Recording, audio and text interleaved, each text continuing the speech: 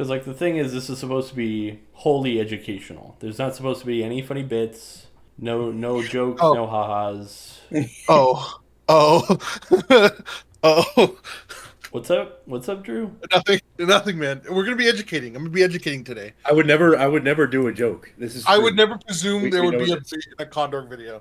Do you remember giving all those presentations in English class when you were in school? Well, I was one of those weird people that enjoyed giving those presentations in school, and I wanted to recreate that feeling. So I got my most brilliant friends together and we did a bit of a meeting of the minds. Everybody brought a PowerPoint to share and we all gave a presentation about something that we were really interested in. And then at the end, we answered a couple of questions from the group.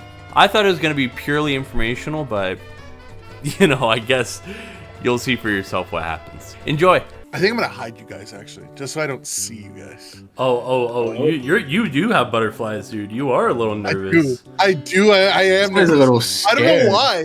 I don't know why. I didn't make a presentation last week to some like corporate executives, and was totally fine. This is what happens when you care about what you made. You didn't care about your corporate presentation. Well, Drew, you're pretty smart yourself. I mean, you have.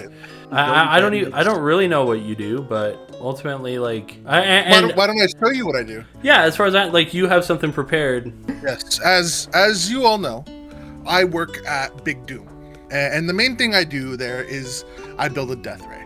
That's all we do, 8 hours a day, 365 days a year. That's what we do at Big Doom. What I want to tell you about is the story of the death ray. As we near its completion at Big Doom, I near my end of my time there. I want to tell you about how we've come along. First, we have the initial concept, the Death Ray of Doom. You see, the first prototype was a mangly bit of wires and some big tubes. But ultimately, it proved out a lot of concepts for us. It proved out how much power it took. We had a technician lose one of his eyes. It was unfortunate, very unfortunate. Yeah. But he recovered. He has the other eye still, so he's okay. So yeah, that's our initial prototype. We did very well, and that led us to our next version 2 prototype, Doom 2 prototype V2. That's when I was hired on. Me, Andrew Lopez, Kangaroo Bowler, hired on to head up the design. And you can see on your left, there's my initial drawings that I came up with. The executives like this. I will say that the executives like this design a little bit more. But unfortunately, this did cause more mass destruction. So that's what led us to our next prototype, Doom 3, prototype 3. And you see on your right, you can see it actually firing. And look how beautiful that is. That's a NASA logo. What is this? What is this actually? No, sorry. It's I don't What's know the range on that? Well, we worked in collaboration with NASA. We found that the range on this bad boy was 1.2 million miles. What? Is that not the circumference of the Earth? Yeah, man. How do you? You want to know how we? Go ahead. Quick question. How? So when it did wrap around the entire circumference of the Earth, go back around, did it destroy the prototype in the process? Oh yeah, that's why it was the best one yet. Dude, it was great. We learned so much. Thankfully, no one injured, no one died. How? But then we had a problem. We entered the Dark Ages. We went crazy trying to replicate our initial success, but we could not.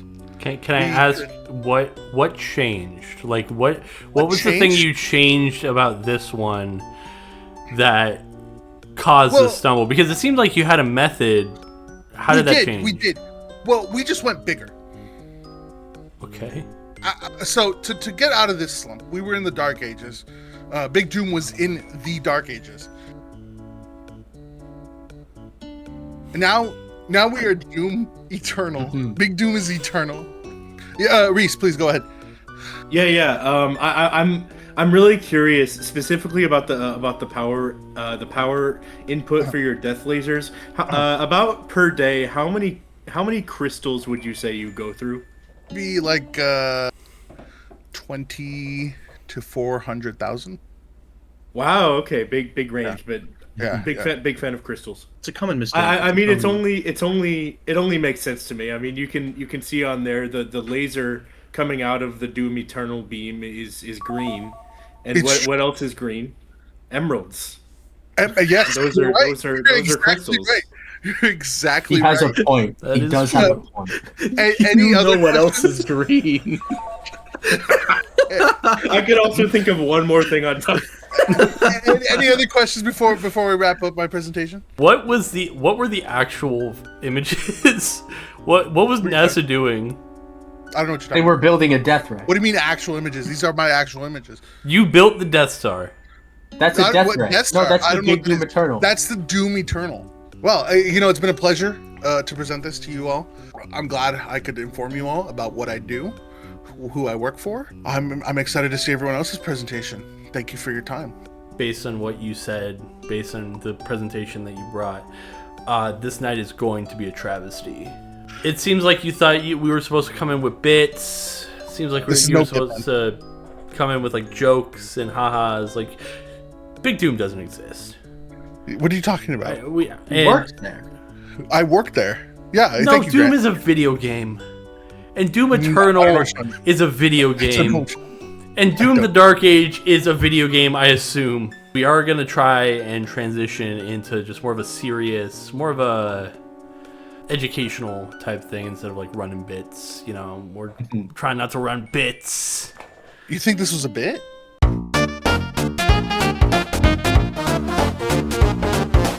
Now this is a conversation that I've been meaning to have for a while now.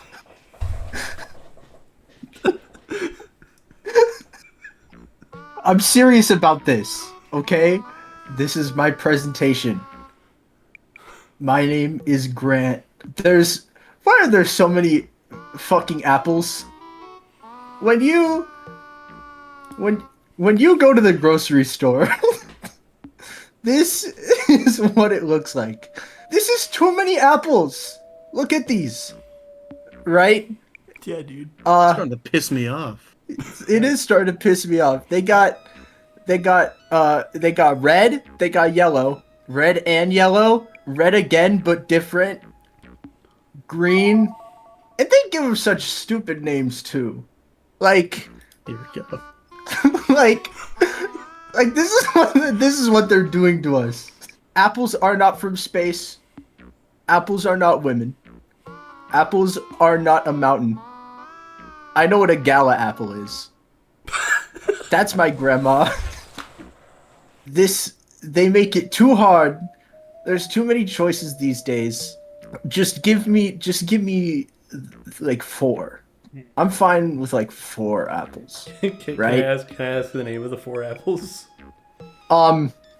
Red, green, yellow, and small, in case I'm not that hungry.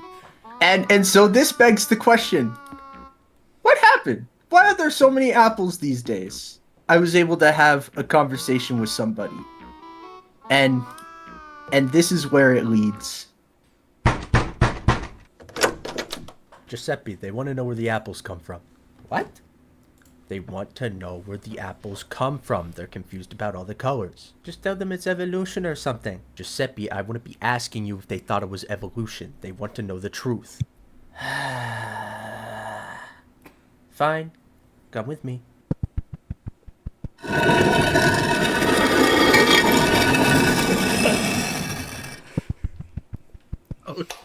This is it. This is where I sit for 8 hours a day making enough apples to fill every supermarket, farmer's market, and school cafeteria this side of the equator. And the other side too. It's only me. I'm the only guy. Oh my god. Anyway, here, look, this is all you do.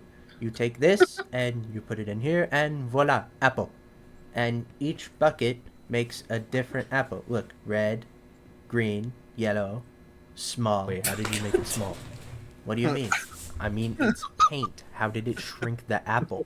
Well, you just dip it in the paint. No, I and get then that you dip the apple. See, it's just there there are shrunk. physics Here, and I'll laws do it again. and stuff. Yeah, I know they shrink, See, but that's not how this stuff and is it's supposed because to I work. just Yeah, I know dipped it you in dip the paint, the apple. and you can. Hey, what's that? What's what?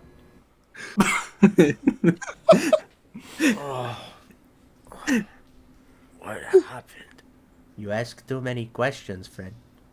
We can't have someone running around telling people apples are made by one man in the enclave of a white suburban neighborhood, can we? What are you gonna do to me? Oh, nothing. Except erase your memories. And give you a latex allergy. Wait, what the Okay, fuck? good night. Dude, this guy loves smiling friends.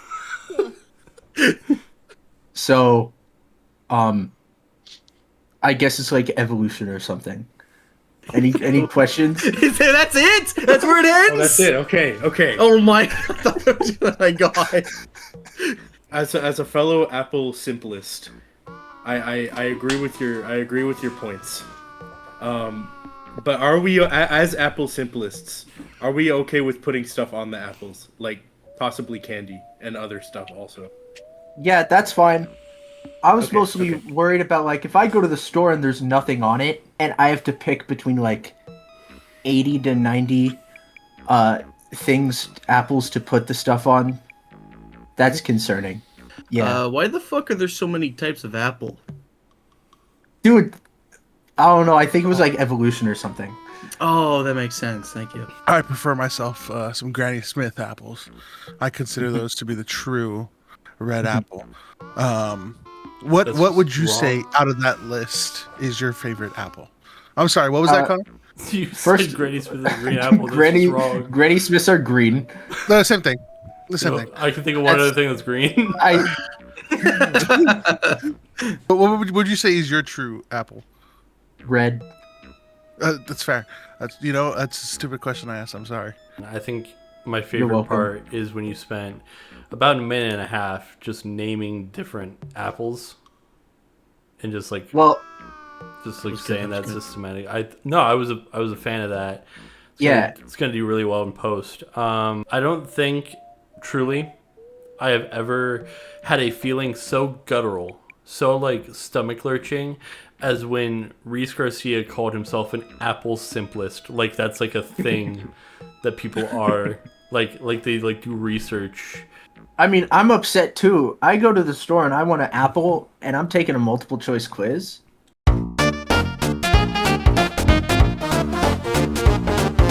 You probably got Yeah, think man. about something. Shirley? Do I? So,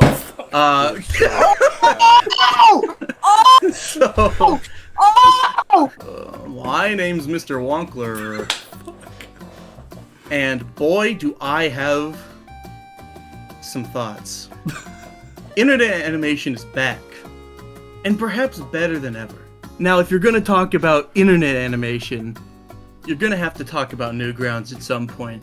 Now, it's not like the birthing place of animation on the internet, but it's definitely a great place to start for a simplified presentation. Newgrounds was the place to be if you wanted to pursue animation. There was little moderation, which meant total creative freedom, and, forums provided discoverability. Your projects would be viewed by uncountable amount of people that you couldn't imagine ever showing in person. Creators like Ego Raptor, with Game Grumps still being a thing. Henry Stickmin was just a simple project, little point and click adventure games on Newgrounds, and now has become a massive indie studio that did in fact create Among Us, so better or for worse, and also like Smiling Friends just being in the zeitgeist for as many years as it's been as well. But when YouTube really was bought out by Google, everyone was migrating to it as the place of creative expression on the internet. We saw the rise of a different type of animation, which was storytime animation. Creators like The Odd Ones Out, Jane Animations, Ginger Pale, those are the ones that I watch.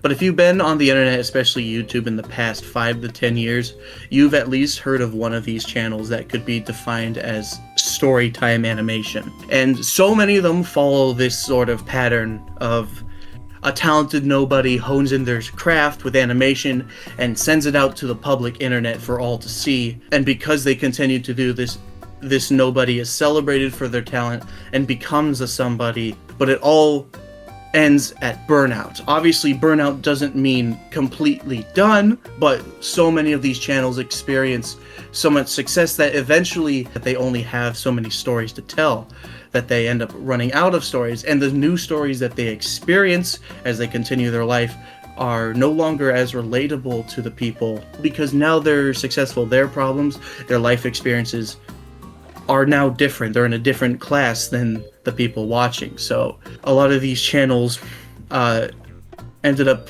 either they stopped posting or they just stopped growing, and they entered something that the internet likes to call the Dark Ages. But I don't agree with this term. Like, there's no crash and burn with internet animation. There wasn't some horrible event that caused a Dark Age. The idea of burnout and the Dark Ages are rather sensationalist reactionary terms that the internet likes to use to be as reactionary as possible. And it's not something that I abide with. I would consider it more of a slow period. But we've seen a revival. The internet has altered vastly since the old Newgrounds days, and the art form has finally learned to adapt to this new algorithm-based exposure. One of internet animation's downfalls was turnaround time. Obviously, while other mediums could pump out content to satisfy the algorithm, animation took hard labor hours, and that YouTube wants you to upload daily if you post shorter form content, weekly if you post like 10-minute videos or around that time, or monthly if you post over hour-long videos. And they want you to do this consistently, and if you can't, the algorithm will not favor you. However, examples like DM Archive, RaxD, Flipnote, Goobsmooch, weekly and daily content is being produced within the animation medium. And so now we've seen like simpler content to fuel these more massive passion projects that we used to see in the past. So if you take DM Archive, for example, that daily upload channel that he puts on all the platforms creates a ton of excitement and cash flow for him to pursue his larger projects like Roy the Demon, which is a massive webtoon, and almost entirely for free. Like Roy the Demon, you can access now. Meat Cannon is completely free YouTube channel, and then obviously The Amazing Digital Circus, 8 episodes being, fully available for anyone to see. The first one having 300 million views. And there's one shining example that stands above the rest for me of this metamorphosis. Something that permeated the culture for years, something that could have honestly represented the internet almost as a whole, that went through a dark time, that fell apart and was used incorrectly, only for it to come back stronger. Pepe the Frog was nothing more than a comic, originally popularized by the phrase, "Feels good, man." Pepe was a celebrated piece of internet culture. However, garnering the attention of the internet really is a Pandora's box. Pepe was usurped due to its immense cultural impact and permeation, and that was weaponized. Some say Pepe died with his politicization, but we know that isn't true. He was never designed for that purpose. Pepe, like modern internet animation, evolved. Pepe no longer portrays basic human reactions and emotions, but rather much, much more complex feelings. But I tell you, that's exactly why he still lives.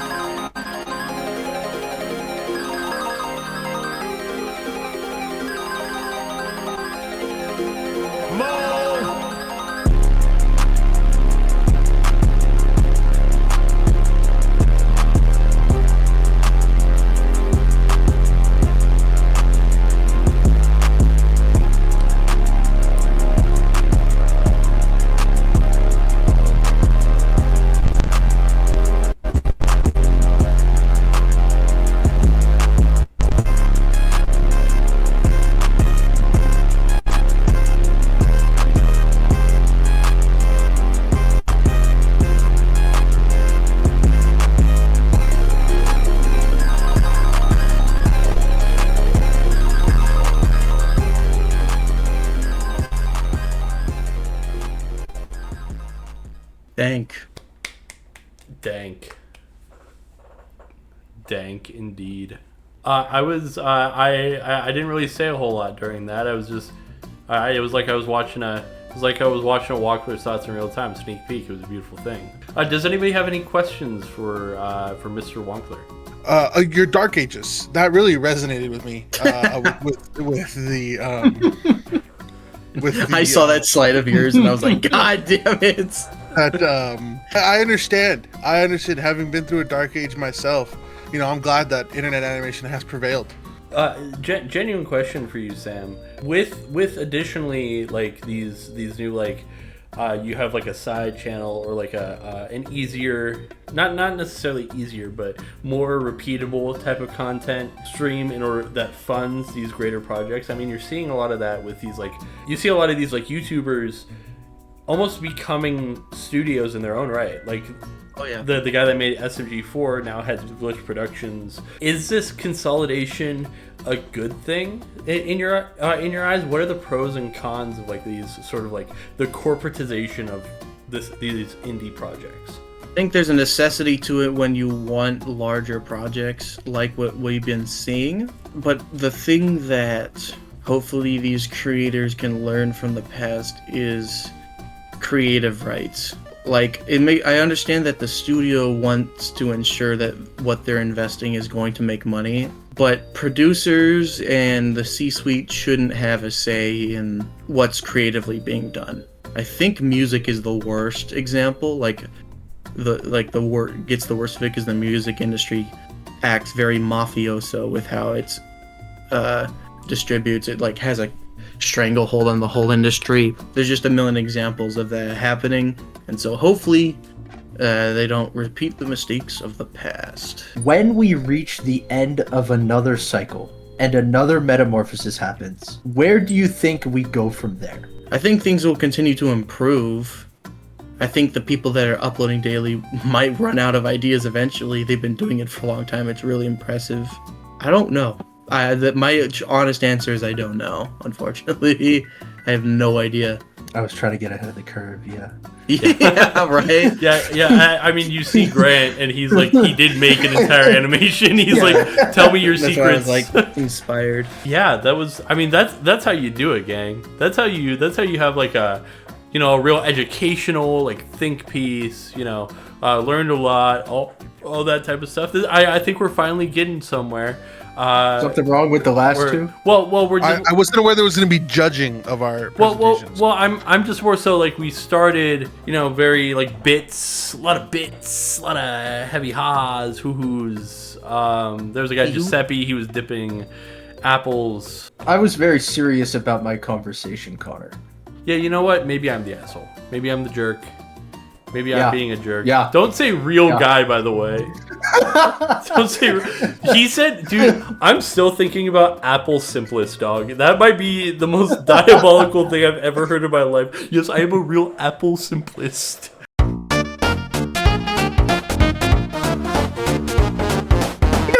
Something that I brought. I have something here. Let me do the classic thing that I do where I figure out how to share my screen. At the first I click share my screen. Dude, look, I'm good now. Oh no!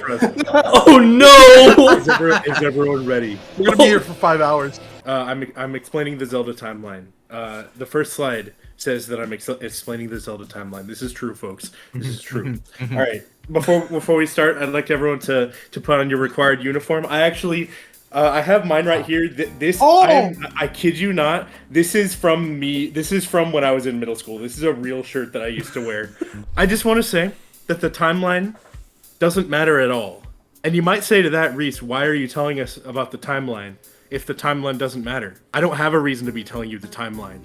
So there's that. But don't forget to have fun too. This book on the right is called Hyrule Historia. It was released for Zelda's 25th anniversary in 2011. But it was released in conjunction with Skyward Sword, the Zelda game that came out that year.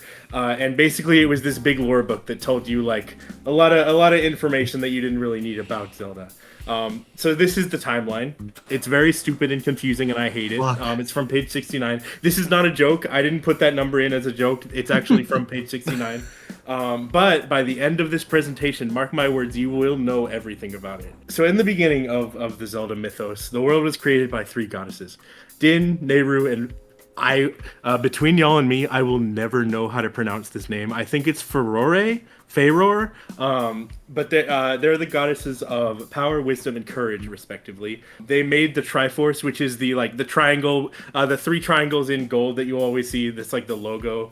And then they also left behind Hylia, who is a very mysterious figure. We don't really know that much about her, but what we do know is that she was supposed to protect the people of the world. This is Demise. So everyone's hi Demise. Hi, Demise. Demise. Which one is Demise? Is it the chud in the bottom, or is it the little one Demise to the is right? on the right. In a way, Demise it's is on both. the right. He's basically just the personification of everything evil. He hates goodness. He wants to destroy the world. He wants to do all the things that are bad. And he wants the Triforce because the Triforce has the power to apparently grant wishes. And if he gets the Triforce, he would be able to grant a wish to make the world like all evil and stuff. By the way, none of this happens in a game, by the way. This is just other stuff. He doesn't get killed, but he gets sealed away, and Hylia is mortally wounded. And she writes this prophecy that a hero will one day rise to defeat Demise. Now, they kill Demise, yippee, it's so good. Everyone lives happily ever after, right? Nope, again. It's time for the curse. This is the curse, folks. He curses himself, Link, and Zelda to a cycle of reincarnation. And basically what this means is that every so often in the history of the world, a manifestation of Demise's hatred is born, but each time will be met by a princess with the blood of the goddess and a warrior with the spirit of the hero. So these 3, they kind of represent the 3 different sides of the Triforce, and they're reborn every time. And this is kind of what Zelda is. Like, every game is this cycle kind of repeating itself. And for some reason, Beetle is also there. Minish Cap is good because Link is small, as you can see right there in the top right. He's next to a cherry. All right, here we go. This is the part that I was dreading. This is Ocarina of Time. No, I'm not going to make you say hi again. As the name suggests, there's time travel in this game. It's a fun game mechanic, but we don't care about playing the game in this PowerPoint. We care about the lore in this PowerPoint. And the time travel in Ocarina of Time makes it very hard to follow the lore. The three timelines are the adult timeline, the child timeline, and the defeat timeline. And that one's actually where you lose to the final boss of the game. And literally in that timeline, Link canonically loses and the world just gets all screwed up. This is also where Ganondorf is from. I love him. He's awesome. He's very cool. Oh, and Ganon on the right there. I love both of them. They're awesome. They're so cool. Hi, Ganondorf. Hi, Ganon. It doesn't make any sense. The timeline is bad. Yeah. So take a look at this. You don't need to memorize it or anything. Just kind of familiarize yourself with if you've heard of any of the games, oh, I know Majora's Mask, just be like, hey, that's in the child timeline, the defeat timeline. This is where Link, at the end of Ocarina of Time, Link loses to Ganon and the world falls into ruins. So it kind of comes off almost post-apocalyptic. Zelda 1 is a very empty game. There's not a lot of NPCs, and you can explain that. You can explain that in lore by, oh yeah, this is just because Ganon won and the world is all screwed up. Next up is the child timeline. In this timeline, Link defeats Ganon and then goes back in time to live out the rest of his childhood. It's the same Link as in Ocarina, which doesn't make a lot of sense because most games feature a different Link, but for some reason, some have the same Link, so you just kind of gotta know. It's the stupidest thing ever. That doesn't really even have anything to do with this reincarnation cycle. Majora's Mask is just something that kind of happens. Here's the adult timeline. A lot of stuff happens here, so I'm gonna try to get through it. So in the adult timeline, when Link goes back to live out the rest of his childhood, it creates this paradox to where the timeline that he leaves no longer has a Link because he went back in time, right? So this causes the gods to have to flood the world. It's like this great flood situation to try to prevent Ganondorf from getting the Triforce. This leads us to another fan favorite, Wind Waker on the GameCube. It's kind of like this pirate adventure. But basically, at the end of that one, you defeat Ganondorf again. Big surprise. Old Hyrule is now completely underwater. Like, it's unsalvageable, basically.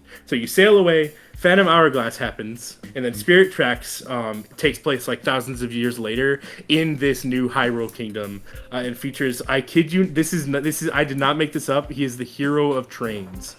This is the hero of trains down there on the right. We've gone over all the games, and I know what we're all thinking the same thing right now, right? Where is Link's crossbow training? I was thinking this. If Nintendo is so smart that they put together this whole timeline with all the games, how could they possibly forget Link's crossbow training? The most important part of the lore. You've made it to the right side of this bell curve here. At the beginning of the PowerPoint, you thought you understood the timeline. In the middle of the PowerPoint, you thought the timeline was bad, which obviously the timeline is not bad. Everyone loves it. And now you finally understand it. I think we all. Everybody started raising their hands, dude. The hero of trains. He drives trains. He's a conductor. I believe the word. I believe the word is conductor. Yeah, I haven't played Spirit Tracks since it originally came out, but I believe the thing is that there aren't regular trains. They're like these like cool like ghost trains. Like Zelda in this one is a ghost. And she kind of follows you around and watches you do the missions and all that. What about the animated show? Okay, the animated show. You know, I've actually watched all the way through the animated show. It is terrible. The link from the animated show, I believe, is the same link as in Zelda 1 and Zelda 2 down here. So I'm assuming it kind of takes place in between the two. It's definitely not canon, so don't quote don't quote me on that, but if it were to be canon, I think it would take place down here in the defeat timeline in between Zelda 1 and 2.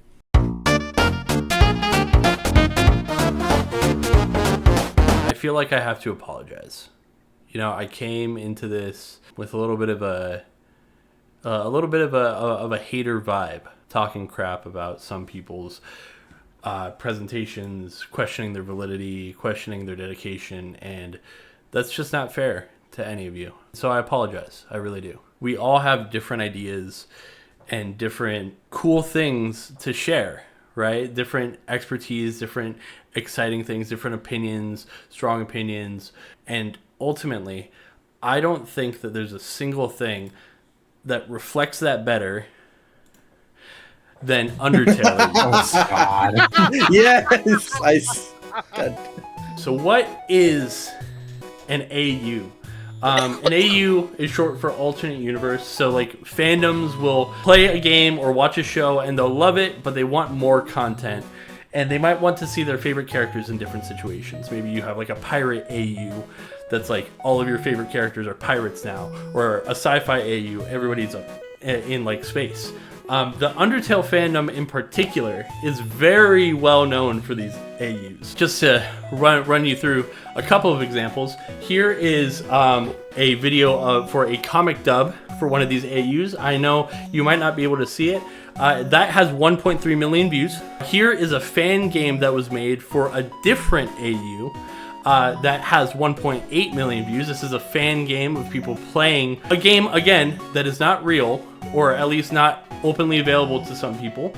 That has 1.8 million views. And then, of course, here is a soundtrack to a fan game that doesn't exist about an alternate reality. This video has 24 million views. It's massive. It's absolute, like, you will find some indie projects or even some mainstream AAA projects that don't have this type of fandom. Before we talk about anything else, I wanted to give you a couple of examples of what these AUs, some of the more popular ones, just for you to be able to ingest. So this is an alternate universe where the good characters in Undertale, they have a total alignment shift. So Sans is like this really evil, version of himself. He's got this sharp teeth. Toriel, at the beginning of the game, he wants to kill the people, the children that fall down into the underground. You have Underswap, so you take two pairings of characters, like very popular pairings. So you have Sans and Papyrus, who are brothers, and they'll swap their personalities and their looks. And of course, you have Undertale Fresh. You would think that this is just a normal 90s reboot. This is actually about an original character, which is a parasite named Fresh. He's a parasitic demon. He possesses people, and when he does that, he transforms them into 90s groovy style versions of themselves. Pictured here, you can see that is Fresh Sans. There's a lot of effort put into this stuff. All of this is like super solid, which it makes it even crazier. Like, none of this is parody. There's real genuine care put into these alternate universes of a game that is about 40 hours long, max. It's crazy. And it gets to a point where some of these AUs become weirdly meta in and of itself. So you have Fellswap Gold. Based on what I've said, what do you think this is? So if we're going off Undertale and Underswap, we can only assume that it's both. The good characters become evil, and then they swap personalities. Or maybe the gold means that they're rich in the universe? I'd argue it's a little bit of the opposite, actually. It takes place after the Cold War, like during the Cold War. It is a mix of both Underfell and Underswap, taking place in a country that is very heavily inspired by the Soviet Union. So they're actually not rich. Then you have Swap Fell. This is different from Fellswap, where you take these swapped personalities found in Underswap, and then you fellify them, so you make them evil. So here you see Swap Fell Sans here. So it's the happy-go-lucky version of Sans and Underswap.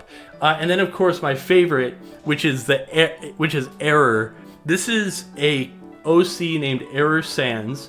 This is a version of Sans that exists between all of the alternate universes, who was created out of a glitch, and now his sole purpose is to destroy Undertale AUs. These AUs are now starting to cross over sort of in a multiverse situation with a lot of different stuff, and that stuff is even more popular. Here's Underverse. This is a YouTube series that is its own entire, as you see, the season 1 is 2.5 hours long, plot about different versions of different Undertale characters from different alternate universes interacting with each other, and it's got 18 million views. Again, that is more than a bunch of AAA titles, other indie projects. And then here's the Christmas Party AU. This is a slice of life comic strip that is about the different AUs talking to each other at a Christmas party and getting into wacky shenanigans. 13 million views on this comic series. It shows a level of human ingenuity that somebody took this original thing, made something new about it, and that thing grabbed on to other people and rocked with them so hard that they made a new thing out of it, and that got just as big. I'm just a guy sitting behind a camera, but it got me inspired. So I thought to myself, let's make some Undertale AU OCs. I just made a couple of OCs, and again, I'm not that much of an artist, but I wanted to show you, if that's okay. So the first one, so you have Kangaroo Bowler, right? Yeah. Here's what you need to know about Kangaroo Bowler. He loves outer space. He loves engineering. He watches My Hero Academia, and he's generally a good person. And so in my head, I'm like, okay, what could I do? And then I made Fell Drew. So this is this is Fell Drew. Fucking god. Fell Drew got a liberal arts degree. He graduated from Vassar, summa cum laude. He does touch grass. And the interesting thing about him is he's got this bowling ball that's like evil, and he uses it to beat people to death with. 1,000 chapters immediately. Can we get a round of applause for this? Next up, you got Oh dear. You got Grano Fuchs, right? He's a Slay the Spire fan. derogatory. And unfortunately, he didn't meet quota the other day, and so he might have to talk to management because of that. What could I do here? Let's do fresh grant. So this is the same. Holy This is shit. this is the same. This is the same stuff, except he's like hella rad, dude. He also made quota, which is cool. He's gonna get his full paycheck. It's dope. I'm seeing some changes that could be made, but not to your AU, but instead to me. Something to aspire to. Yes, exactly. I'm seeing a goal to attain. Next up, I worked on this one really hard. So you have MrWonkler. Here's what you need to know about MrWonkler, his kind of aesthetic. You have Tom the Cat, but he's wearing Star Wars attire. It's like really quirky, like that. And his whole deal is he does like these ARG investigations, some like Gmod investigations. What could I do? I don't know. So I made Mrs. Tonkler. So the thing about Mrs. Tonkler is, this is the underswap version. He's Jerry the Mouse. It's crazy. He's wearing Star Trek attire, and his YouTube content is he freeboots young Sheldon on YouTube Shorts. You inversed the gradient. I did do that. Well, I hate that I've seen young Sheldon clips on YouTube Shorts before. What, in your videos tab? In your My Videos tab? Yeah, my upload page. and then of course my final OC. It's crazy. You have Reese. Credit Reese. He's really fun at parties. He's a great time. He's a Texan through and through.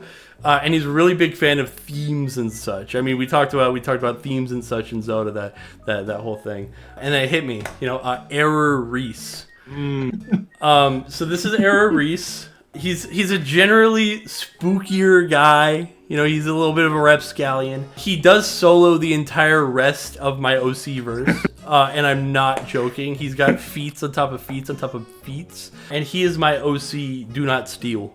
I can't believe it. I'm gonna cry. Kind of above board, the amount of work that people put into this stuff is actually insane. Like I'm kind of doing like a goof and a gag here, but the amount of effort a lot of this stuff actually is like phenomenal. That's my presentation. Any questions? Is Error Reese still a fan of themes and such? Oh no, he's like a huge power scaling guy. That's why he solos the verse. Oh, He only cares about feats, but yeah, he only really cares about hype moments and aura. So he's a generally better person. What inspired you to make all of these? The content surrounding like Undertale is like a fascinating thing that you could legit talk about for hours and hours and hours. When this PowerPoint night came up, I was like, man, I gotta like bring something to the table. Well, everybody, how are we feeling about how this night went? I'm feeling educated. I'm feeling empowered. I'm so smart now. I'm so smart. Yeah. If anything, I've gone further into my extreme Apple opinions. Thank you, Grant. You're welcome. I was reminded once again that Spirit Tracks is the best Legend of Zelda game. When did you play it? Did you play it when it came out? Yeah, I did. Oh my gosh! I think that this has been a phenomenal exercise. I think we've all learned something about ourselves. So I hope that you had as much fun as I did.